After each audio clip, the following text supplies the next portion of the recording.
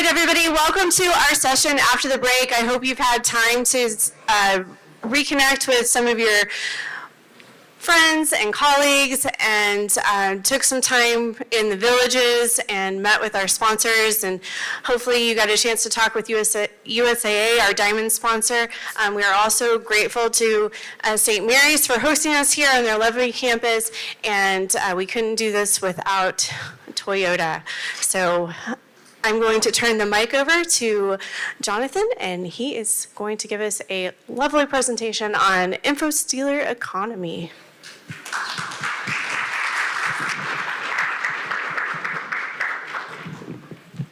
Sorry, can everybody hear me? Awesome.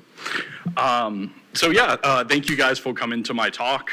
Your info, their payday, a look into the InfoStealer economy. So I want to point out a few maybe expectations before we get into this. This is not a very technical deep dive of a specific InfoStealer. This is a more high level kind of macro overview of InfoStealers, what they do, but as well as the economy and kind of ecosystem that they're thriving in. And when I say thriving, I am using, no false terms.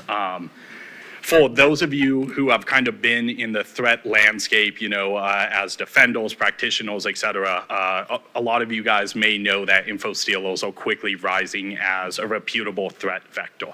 I think maybe a year or two ago, it was exploitation of public-facing servers for like software as a service vendor tools, such like that. That's still the case, but those are kind of tying in together to where a lot of these exploits and a lot of these large-scale campaigns are being facilitated by InfoStealers. So I think this talk was important because I had a lot of people within my organization, within the wider kind of threat intelligence community ask kind of like, what's happening with all these InfoStealers? What does it do? What does it really mean for defenders? So I'm going to talk a little bit about how they work, the ecosystem, some practitioner kind of tips for defense, and I think we're all just going to have a good time and learn some new stuff, all right? Awesome. So a little bit about me. I'm on Twitter, God's Little Macro. You will not find a lot of technical stuff, more like just memes. But they're technical memes, so bear with me. I graduated from UTSA, so I'm a UTSA alumni, San Antonio, raised, went to business careers, now Insight just down the road at Ingram. I did digital forensics and cyber dual major, information systems and cyber dual major with a minor on forensics, and I graduated 2020. During college, I did a lot of different internships. I did some in starting out MIS, crawling under the table to put in Ethernet cords, basic PowerShell updates I didn't understand. I went to DFIR. I worked at CrowdStrike within the Falcon Complete MDR, and then I also did like vulnerability management and application security. Now I currently am at Synchrony Financial, where I help lead their threat-informed defense team, which is a mix of not only threat intelligence, but also detection engineering and kind of security engineering. In my spare time, I have no spare time. I'm currently at Johns Hopkins University, where I study global security studies, which is just like a weird mix of cybersecurity, homeland security, politics, and kind of international relations. So if you ever want to talk to me about the more human side of, cyber stuff, such as like North Korean threat actors, fake IT workers or something, I'm your guy. So, why am I standing here ranting about InfoStealers? Well, according to Huntress in their 2025 report, InfoStealers are behind 24% of incidents that they saw. Verizon came out with a recent DBIR report, which if y'all haven't read it, it's the gold standard in security. But they saw that 54% of ransomware victims reused information stealer exposed credentials. Additionally, 88% of web application attacks, those are a lot of those public exploits against software as a service vendor tooling that I said. involve the use of stolen credentials. Info stealers are causing major impact and damage from a downstream perspective. Let's look at like Snowflake, right? Snowflake got popped with a bunch of info stealers. A lot of credentials were obtained in that gained them access, and it breached, I want to say it was like Santander, Ticketmaster, and a few other ones. So there was a lot of downstream impact, as in you target this vendor with info stealers, you gain credentials to a lot of different environments, and you're able to access those environments too. So information stealers are now playing a role through the entire attack chain. It's not only used to gain that foothold to enter the room, it's also being used to keep that door open. And it's being used by both cyber criminals and state-aligned threat actors. So information stealers collect a lot. We're going to go into specifically what they collect, but they collect a lot. That makes it really easy. And when you think about advanced persistent threats, state-aligned actors, you would say, why don't they just use a lot of their like sophisticated stuff that makes them sophisticated, that makes them advanced, that puts the A in APTs? Well, it's a low barrier of entry. Why are you going to spend cycles exploiting or creating custom tools when you can just, use information stealers that already give you a lot of information? Also, why are you going to take the risk of, potentially exposing your infrastructure or your tools to, intelligence researchers, vendors like CrowdStrike, Mandiant and stuff, when you can just use credentials to get your way into the door? So why are they such a headache for practitioners? A lot of times the theft is instant and often irreversible. So credentials, tokens, and cookies can be exfiltrated like that. CrowdStrike does a great yearly blog where they talk about the breakout time, the breakout time from initial access to like hands-on intrusion. And that amount of time is going to like 18 minutes or something like that, but even shorter. So the time from just, info stealer exfiltration to potential hands-on keyboard, incidents, all decreasing in the amount of pace. Long-term exposure, stolen data is reused months later. You can take it, you can sell it, maybe it doesn't sell immediately, but then someone says, hey, I want to hack that company. Cool, I'm gonna buy it. So it can stay there for days, and you have to rely on the organization that rotates its credentials. I don't know if you've ever been in an organization. I don't know if that happens. But a single log can lead to an incident, right? It could be maybe a VPN credential. It could be, an MFA token, something like that. A single log or source of item for the info stealer can get you that access. And, when you're grabbing logs that have a lot of volume, it just takes one, right? Info stealers can capture valid session tokens and cookies, allowing for like remote session hijacking. So a lot of MFA stuff they're circumventing, and a lot of zero trust controls. Remediation is incomplete. Password resets doesn't invalidate the data that was taken. A lot of times, session tokens, OAuth keys, and app secrets, if you don't rotate them, if you don't immediately, take action, they extend your overall exposure. When I look at an info stealer incident, in the process tree, if I see if it's made an outbound network connection and data was outsourced, right? We have an incident on our hands. A lot of people say, oh, I killed it. I killed the process. I removed it. No, it already made an outsourced connection. You need to start incident response. So they're quick, and they need to keep defenders on their toes. So let's talk about kind of the timeline, right? So early 2000s, a lot of the, OG hackers and stuff, they created things like Sub7, 1999. Those are like your basic kind of remote access toolings that started out. A lot of it was basic key capturing, screen capturing. They did it a lot for pranking, So maybe it wasn't exfiltrating VPN data, but it was getting your CD tray to open, something something like that. But it was very manual, and you had IRC chat, floppy disk as like the main vectors. Going towards like the late 2000s, you had like Zbot, Zeusbot. Those are kind of purpose-built info stealers. Those were kind of like the first banking Trojans, if you kind of hold that going around. That world has kind of like died down a bit, but it was very prevalent for the last like 10 years. So those started to harvest things like FTP client credentials, like FileZilla, Outlook data, browser form data. They did man in the browser, keystroke logging, and then of course with all of the kind of like old forums and stuff, you started seeing the rise of like MAAS, which is malware as a service. So like, hey, I can give you this, I can sell you this, I can do this for you, right? So you started seeing that kind of ecosystem start to really pop up and thrive on the dark web. One example is like a forum, Shadow Crew, kind of like one of the first ones, right? They started offering things like that on that forum. 2010s, banking Trojans. So a lot of it was, hey, we're creating this, but it's very financial targeting based. So that is kind of aligned also with the uptick in trends on like ransomware, right? Because a lot of times they were doing it to collect the credentials and stuff and then pop a ransomware. So they were increasingly targeting banking info. So that's credentials, relevant PII, and credit card information, check data, stuff like that. You start seeing a lot of the really prevalent forums that we know today, and a lot of them are shut down. Dark code, raid forums, breach, stuff like that. Then in the recent years, you kind of have a lot more just e-crime, APT, and really advanced adoptions.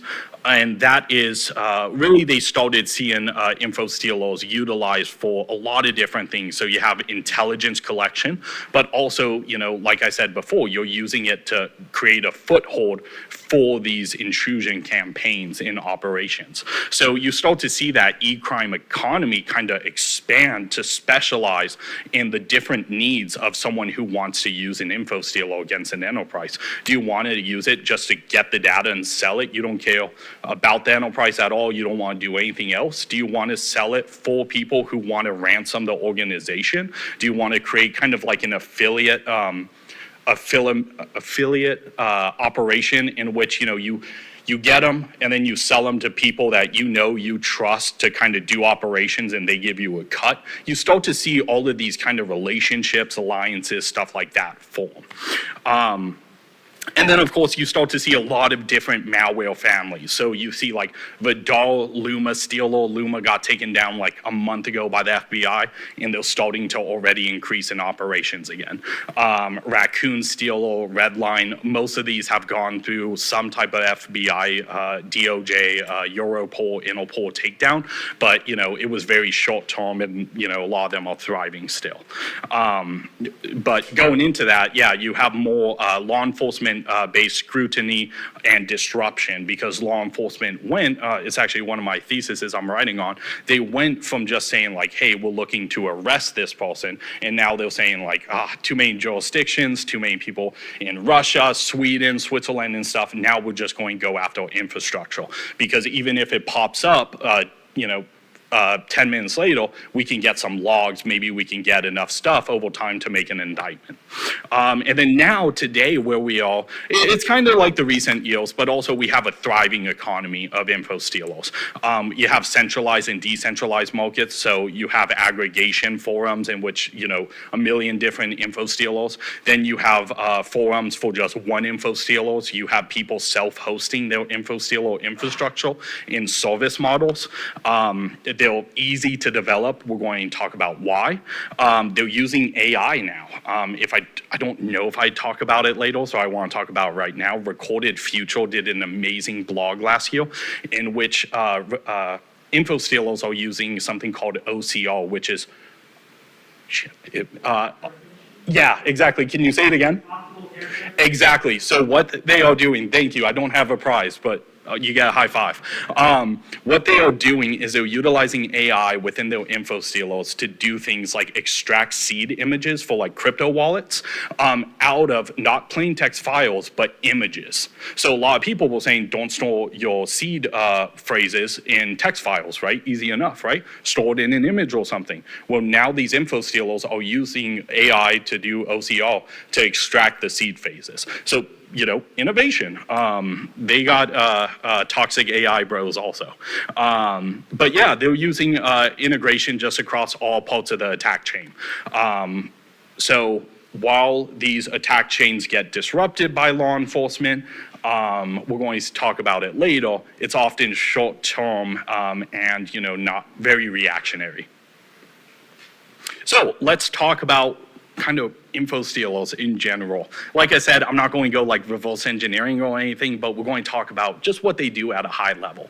So initial access, there's a lot of ways they could come in. Phishing, as we know, SEO poisoning. SEO poisoning was very rampant, it still kind of is, in which you may want to say, I want to download Log Me and Rescue, right? And you go on Google, you type in Log Me and Rescue tool, you think you go to the official site, turns out it's not. It's a malicious site that's using a lot of SEO optimization tactics to kind of get #1 in Google as the top spot. You click it, you download the tool, you downloaded an info silo. So things like that. Malvertising, social engineering, so like Discord, LinkedIn. Hey, I have this like resume I want you to look at. North Korea is doing it a lot right now, not with info silos, but just malware. They say, hey, I'm a recruiter. I want to interview you for this job or something, and kind of vice versa. And they say, hey, download this interview software, and it's malware. Kind of the same thing. Drive-by downloads is another tactic. So a lot of ways they could get their foot in. But once they do that, execution. So what can they steal? They can steal everything now. They can steal your session data. They can steal your saved passwords out of, your Google kind of password manager. So for example, like when you say like, hey, I want to save this password and stuff, they can steal that. Relevant cookies, such as like session cookies, cookies to any applications that you may have been logged into at the current session on your computer, API keys on any applications you're in, authentication tokens, login data for things like VPN, any browser extensions. So like for a lot of people who do crypto, there's like MetaMask, there's a lot of different extensions. They can grab the data off of that. So sometimes they don't even need to go into your file system to find all the crypto data or whatever. They can just find it out of the browser extensions. But yeah, pretty much anything in your active browser session. So for those of you who have 52 tabs open all the time, they're salivating when they see that. Also, when we look at the file system, they can look in documents, current wallets that you may have downloaded. They're looking for those seed phrases that can get them into the wallets. Configuration files. So if you have software or anything like that, they want to look for open source code, anything that they can kind of steal and market. Some of them are sophisticated in which they'll actually look for that. Some of them are just like, you look like code, a log file, I'm gonna steal you. And additionally, system status details, they want to know like what type of computer it is, because there's some info silos that they want to make sure they're targeting production servers, not some Windows XP host. And yeah, there's Windows XP host still. And then additionally, just clipboard contents. So, for those of you who use like sticky notes, clipboards, anything like that en masse in your day-to-day operations, they want to steal that. Afterwards, that's where they have the choice to deploy ransomware, additional remote access tooling if they want, but a lot of info silos are utilizing remote access tooling, and an additional payload, anything for destruction, intelligence gathering, really just depends on what their goal is. Then you kind of get into exfiltration. So you can exfil by HTTPS post requests, Telegram bots, Discord webhooks, so they can have a C2 operating as a Discord channel. C2 is command and control. It's kind of like the bad guy server. So they're sending all of this to like a Discord channel Slack channel, something like that, in which all the data is going to there via a webhook they designed. They can set up FTP or custom HTTP servers. They have encrypted config blogs with a lot of their kind of data that they're sending out, and it's encrypted, so unless if you're doing like decryption on transit or anything like that, you're not seeing it. Which makes it hard for defenders. They also have things like hard-coded domains or domain-generated algorithms, DGA. So, for example, they can create domains on the fly that they purchase beforehand to send there. So let's say if you think it's going one place, they can kind of switch tactics and send it to 3 different ones if for some reason network traffic blocks it. So they exfiltrated it. What are they going to do with it? So they're going to sell it. They can sell the credentials, cookies, session tokens if they want to bypass MFA. They can just hijack and steal all your stuff. So if it's crypto, your Steam account, maybe they want your video games, maybe you got Game of the Year edition and they saw that and they like that. Banking info, PayPal information, they can just decide, hey, I want that. They can sell the access via initial access brokers. So those are basically the people who say, hey, I have the credentials. If you want to do an operation with them, I have them to buy. So those are initial access brokers. So they can sell that access via being a member of those forums. And then, like I said before, ransom or extortion, if they are kind of the ones facilitating that operation. And then they can use it to maintain persistence. So they can reuse it on future sessions and kind of utilize the tokens that they grabbed. Also, one feature that they do that really helps kind of the monetization and use step of the way is they're starting to use AI a lot to post the data quickly as far as all the logs. They do it either when they're compromising the host or sometimes when they already exfilled, but they're using AI to just really post the data fast, filter it. Maybe they only want company information, they can filter it that way. Maybe they only want, Discord logins. Maybe they only want session tokens. Maybe they only want passwords that are more than, if they can find it, more than 3 months old, stuff like that. So they can use AI now to pulse a lot of the data very fast, either real time in operations, because one reason they would do this is you don't want a 500 gigabyte text file leaving the network all at once, That's probably going to trigger some alarms depending on your enterprise. And you can do things like beacon it out, stuff like that in little increments, or you can just try to trim the fat as you do your intrusion. So what do these cyber criminal forums that all of these info stealers and the data, what do they offer? And what makes them so, prevalent and kind of attractive to use if you're a cyber criminal? Well, let's say if you are someone who downloaded Kali Linux yesterday and you say, I want to be a bad guy, okay? You can download the full binary. It's pre-compiled, it's ready to deploy off the shelf. So you can just plug it, play, deploy. You have access to the whole GUI, everything like that. So it's easy. It's very user-friendly. Additionally, if you just want to kind of deploy the info stealer on a no increment, you have the command and control panels that also get sold to you. So command and control panels, I have images of them later. They let the attacker manage the infected machines, issue commands, and kind of aggregate that stolen data and pulse it in kind of a GUI format, kind of like an admin panel, if you will.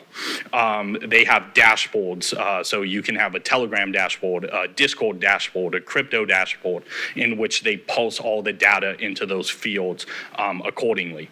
It also tells you the bot status. So the bots are the infected machines. So it tells you like, hey, this one went offline, this one hasn't reported back. And it just gives you different ways to filter out that data. Also builder kits, maybe you're technical and you want to do customization, you want to add more features, more I don't know, injection capabilities to evade like EDO, stuff like that. You can build a kit that some of them offer a GUI or script-based interface, but you can generate and kind of tweak the builds. So there's also ones that for kind of low skill actors in which it's kind of like you can make them more incremental. So you have the ones for the really technical people that give a lot of customization but require a high technical skill set. And you have the low level builder kits in which it's pretty much just you want this feature, drag it. You want this feature, drag it, pay. So it kind of differs. Crypto, so crypto services in which they encrypt or obfuscate the payloads to bypass, AV engines, EDO, network traffic, stuff like that, and even hinder reverse engineering and static analysis kind of operations. So they want to make sure that, hey, not only is it not caught, but also if someone wants to take a look at your operation, if they have your executable or whatever, they can't do that. Packers are basically things that compress or restructure executables. So they compress them, they make them in a way that will bypass EDO. They also sell log pulsars. So I think I talked a little bit before about how AI was doing it, but log pulsars are kind of add-ons you can buy that really help pulse all of the logs being exfilled to make them very readable into what you want out of the operation. Also, self-help guides. If you've never done it, if you want to create a whole criminal empire, they make wikis. Exactly. So it tells them how to operate it, how to spread it, and how to monetize it, So yeah, you have like self-help people also on dark web. These are bundled also with the kits because they want to say like, hey, here's, like a little Lego My First Stealer kit, stuff like that. So they're very great for just selling stolen credentials, access tools like InfoStealers. But the ecosystem itself supports a lot of people, developers, resellers, those initial access brokers, and then the people who want to buy them. A lot of these forums, such as, some of the more complex ones, enable reputation systems. So you have to post for an amount of time. You have to have a certain account age to be able to post because they want to make sure that, hey, the FBI guy, the local researcher didn't just turn on Tails and Tor and then connect to it. So a lot of times if you want to post, if you want to kind of see the more sensitive information, you have to validate yourself in some way or been on the platform a certain amount of time. That's also to reduce scams because who knew cyber criminal forums have like criminal activities like scams.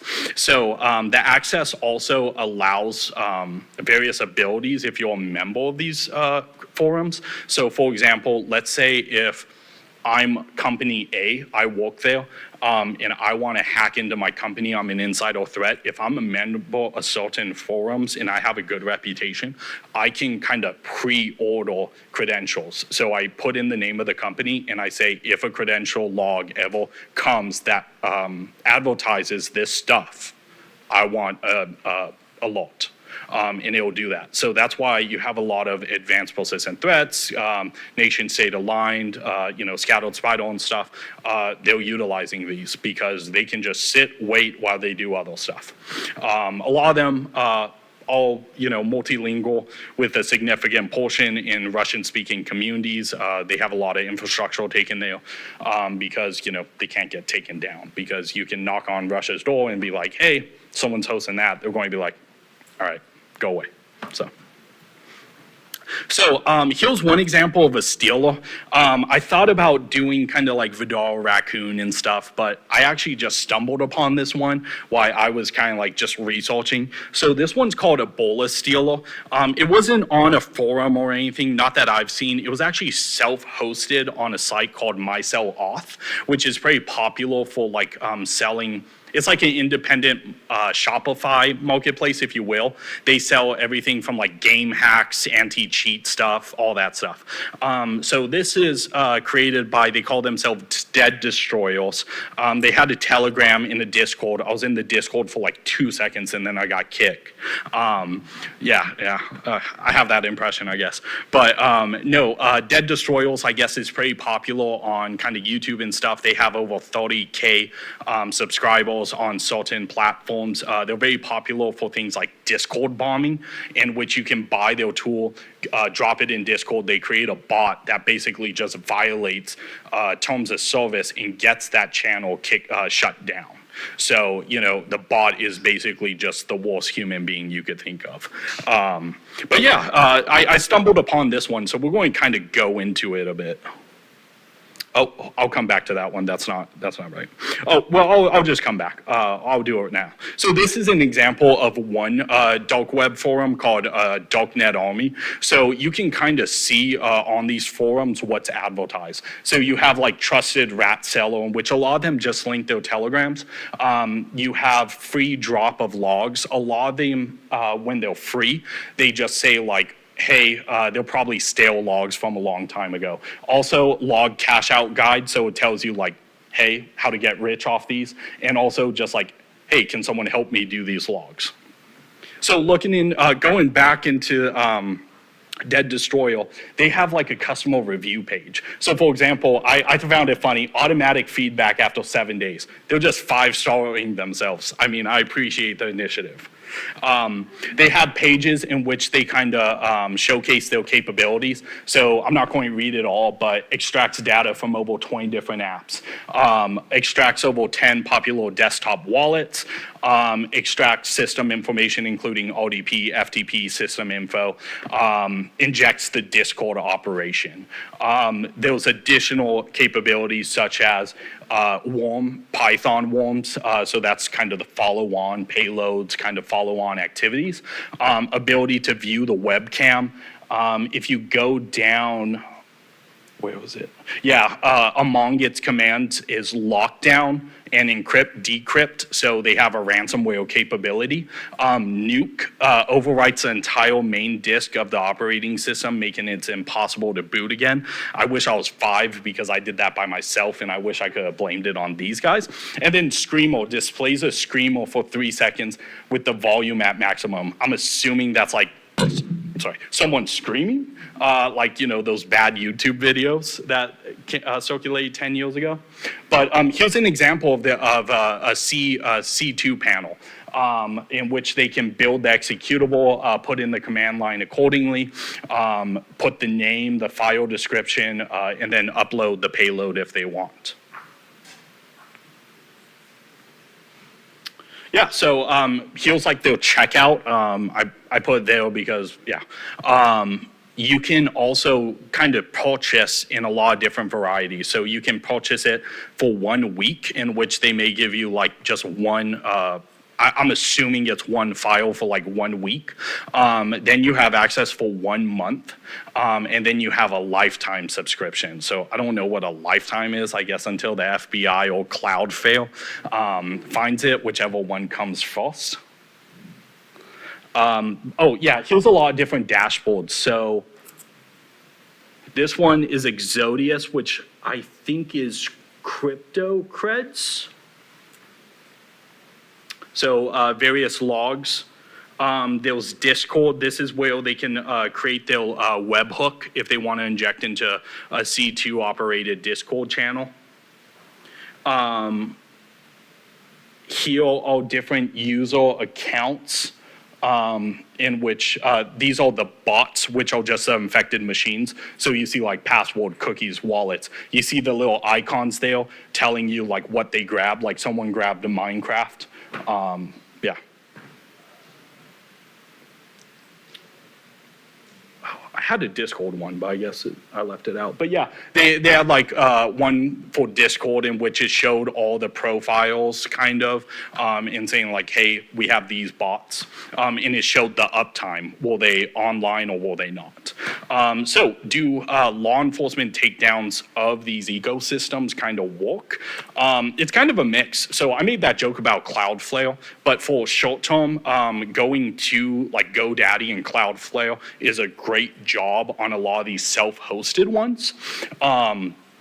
For the FBI and law enforcement operations, takedowns will temporarily mess up operations, and as I said before, brings them great intelligence. But criminals will just move to new forums or kind of stand up the original ones just in kind of a V2 format, and a lot of times with better security. So one example on dark web forums is a lot of kind of higher security ones will make you enable JavaScript. Researchers don't like that because a lot of JavaScript stuff, when you enable it, it can footprint your kind of machine. And also those JavaScript-based web exploits that you can be vulnerable to. So they can kind of create these defenses that kind of act as deterrents. Also, there's fake or scam sites that pop up.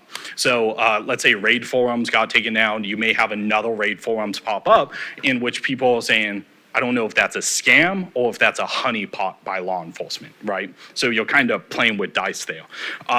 So overall, takedowns aren't stopping the activity for long operation-wise, but the users do get more careful. You get a lot of drop-off in the amount of people who go to the sites and will go to the next one because they're saying, I don't know if I trust that guy's infrastructure anymore. So they do it and they drop off to avoid getting caught or scammed afterwards. So it's all part of a short-term solution as part of a wider initiative, which is you want to arrest these people by, and at the very least, try to dox them, try put their identities out there, right? You may say like, hey, this guy's in Russia, and the DOJ put out sanctions against this guy, who cares? Well, a lot of these guys go to like another country that is affiliated with the US intelligence agencies on a vacation, and that's where we scoop them up. So a lot of times it's a waiting game. So defenses, I know I got a short amount of time, but there's a million defenses we can use, right? But I want to give kind of practitioner-based ones. TLD and delivering blocking. TLDs are top-level domains. Those are domains like .com and all that, but it's also the more obscure ones like .top, .shop, .bot, all those. You can go on Google, find them all. Check your network traffic at the enterprise level. A lot of times you will see no hits, or if you see a hit, it's junk traffic. Block them. You do not need them. That Ebola stealer was on a .top domain, right? If I block it, it's easy. Verify false. You don't want to take down half of your network. If you have Proofpoint, any sort of email tool, see if you can block suspicious file extensions via email gateway. When I look at my intelligence collection and stuff, I see a lot of obscure extensions, and I'll be like, I don't see anybody ever doing that in a realistic email conversation. I'm gonna block that. Also, CDN, so like Discord CDN, Mega, file transfer sites, Telegram. If you do not need to be communicating with it in any way, block that traffic. File and content validation, strict MIME type inspection. So you want to try to block, if you have any capabilities, stopping an EXE that's disguised as a PDF. I mean, EDRs do a great job of that, but if you have anything at the kind of email gateway level, that helps. Blocking unsigned PowerShell command, WScript at the GPO level, or with some of your enterprise controls, that helps. I mean, EDRs do a great job of blocking like PowerShell execution, but you always want to make sure you have defense in depth. Other ideas, TLS inspection to decrypt and inspect HTTPS post traffic. That is very complicated and requires a lot of effort a lot of times, so that's part of a wider initiative. As I said before, Telegram bot APIs, Discord webhooks, other outbound channels. You want to block the main tactics of exfil that they're utilizing. I've seen organizations disable built-in browser password storage via GPO, MDM, favoring password managers like Delinea or Bitwarden. They use those alongside SSO and conditional access in MFA accordingly.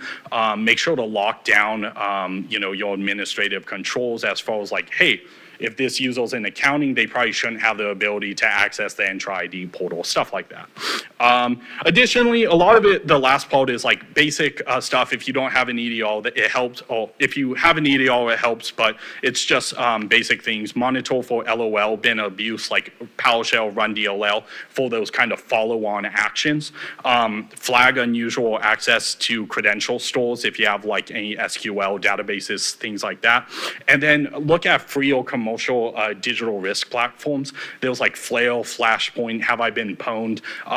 Some of them offer community offerings for small businesses. Some of them are paid, but you should look up the keyword digital risk. It's looking at things like exposed credentials, social media analysis of your organization, and it's growing to be a very big part of your security in-depth defense.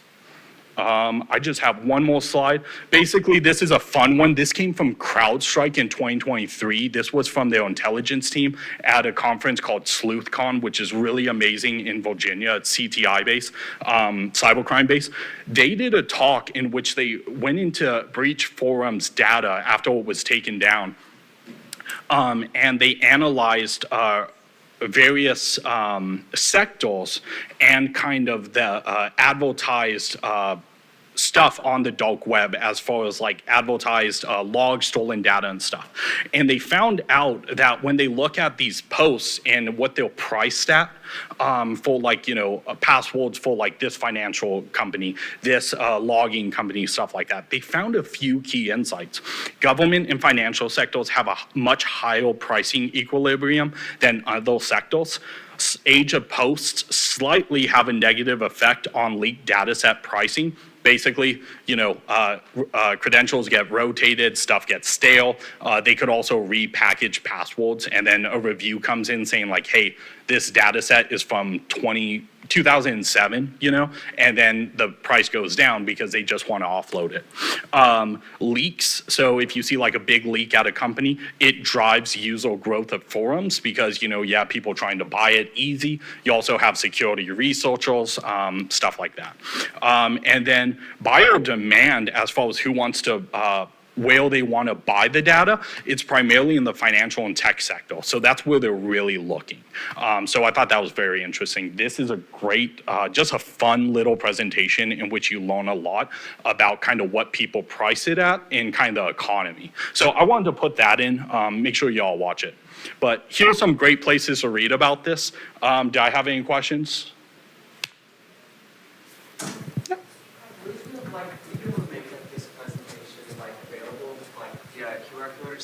Yeah, I should have it. I consented for it to be recorded, so it should be recorded. They're usually pretty good at releasing it in like a week or two. But if for some reason I don't, I'm Jonathan Gonzalez. Connect with me on LinkedIn, whatever, and I'll send it to you. Yeah. Anybody else? Awesome. Thanks, Al. I forgot this wasn't my laptop, so I was about to pull it out.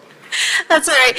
Everybody, thank you so much for joining Jonathan on his presentation. And on behalf of BSides San Antonio, we have a token of our appreciation for speaking today. Thank you. Everybody, we have about 5 minutes, I think, 5 or 10 minutes before our next presenter, so we will welcome them soon. Enjoy the rest of your right before lunch.